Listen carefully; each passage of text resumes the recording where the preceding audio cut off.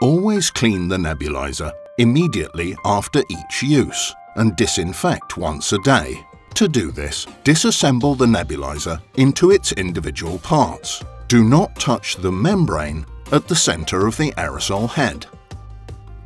Rinse all parts of the nebulizer handset and the aerosol head for 5 seconds under warm running tap water. Place all individual parts in warm tap water with clear washing up liquid for 5 minutes. Then rinse thoroughly in running water. If necessary, clean the aerosol head with the Easy Care cleaning aid, but please do not use it more than twice a week. Please refer to the separate video on the Easy Care cleaning aid and the instructions for use. Disinfect the nebulizer handset parts and the aerosol head at least once a day, for example at the end of the day immediately after cleaning.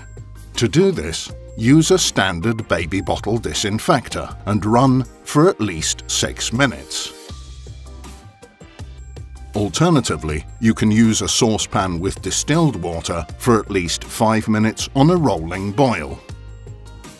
Then place the individual parts on a clean and dry surface and allow to air dry completely.